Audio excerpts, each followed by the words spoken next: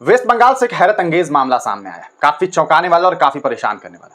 पिछले दिनों एक भारतीय जनता पार्टी की नेता थी, महिला नेता, उन्होंने भारतीय जनता पार्टी को रिजाइन किया और वो टीएमसी में चली गई, यानी कि ममता बनर्जी की पार्टी को ज्वाइन कर लिया। इस पूरे मामले को अभी कुछ ही दिन गुजरे थे कि उस महिला के घर में घुस करके कुछ गुंडों ने मारपीट की और यहां तक कि उन्हें नग्न कर दिया और बाहर सड़क पर ला करके पीटा। इस तरह के आरोप लग रहे हैं और सबसे बड़ा मामला इसमें यह है, सबसे बड़ा आरोप यह है कि भारतीय जनता पार्टी के नेताओं पर यह आरोप लगाया गया है कि चूंकि उन्होंने टीएमसी ज्वाइन कर लिया बीजेपी छोड़ करके, इसलिए बीजेपी के कुछ नेताओं ने आकर के, उनके कार्यकर्ताओं ने आकर के उस महिला से मारपीट की, उन्हें नग्न कर दिया और सड़क पर ला करके घसीट तक दिया। यह कितना बड़ा मामला है, यह काफी परेशान करने वाला मामला है। हम आपको इस पूरे मामले पर जो खबर प्रकाशित हुई है उसके हवाले से आपको तमाम जो डिटेल है वो आपको दें, ताकि आपको ये बात समझ में आ सके कि ये किस तरह का मामला जो है वो सामने आया है। हिंदुस्तान ने खबर प्रकाशित की जिसमें उन्होंने बताया है कि पश्चिम बंगाल के नंदीग्राम में बीजेपी के एक बूथ प्रेसिडेंट को गिरफ्तार किया गया। आरोप है कि तपस दास के साथ महिला के घर में घुस गए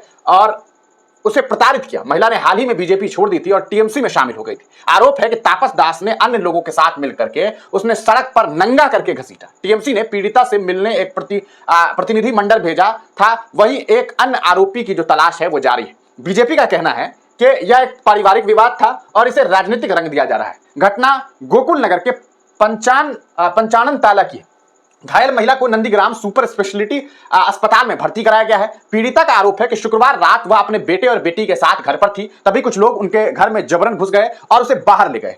इसके बाद लोगों ने पूरे गांव में उसे घसीटा और कपड़े उतार करके पीटा। आप सोचिए, एक महिला के लिए, उसकी किसी भी इंसान के लिए, न सिर्फ महिला के लिए, किसी भी इंसान के लिए ये कितनी बड़ी बात होती है कि उसके जिस्म से उसके कपड़े को उतार करके उसे मारा जाए, उसे नग्न घसीटा जाए। वो उसकी जिंदगी का सबसे बड़ा जो है वो कहा सकता है समझिए कि मेंटली जो है उसे टॉर्चर करने वाली बात है ये। उन्होंने कहा कि मैं पहले बीजेपी में थी, लेकिन हाल के ही चुनाव में टीएमसी में शामिल हो गई थी। कुछ दिन पहले भी उन लोगों ने मुझे पीटा था और पूरे गांव में बेइज्जत किया था। इसके बाद भी पुलिस के पास शिकायत की थी। शुक्रवार को उसी शिकायत को वापस लेने का दबाव बनाया जा रहा था। नंदीग्राम फर्स्ट ब्लॉक के बीजेपी संयोजक अभिजीत मैती ने महिला पर हुए हमले की निंदा की है और कहा है कि बीजेपी से इसका कोई कनेक्शन नहीं है, हमारे खिलाफ साजिश की जा रही है। यानी कि भारतीय जनता पार्टी एक तरफ इस मामले से किनारा कर रही है, इसे एक पारिवारिक मामला बता रही है, वहीं टीएमसी की जो नेता है वो सीधे तौर पर इसमें भारतीय जनता पार्टी के नेताओं को दोष दे रही है और वो कह रही है कि चूंकि मैंने बीजेपी से जो है रिजिग्नेशन दिया था, इसी वजह से हुआ है। नंदीग्राम में टीएमसी पदाधिकारी शेख सुफियान ने कहा, महिला का इतना ही अपराध है कि वह टीएमसी में शामिल हो गई, उस पर फिर से बीजेपी में जाने का दबाव था।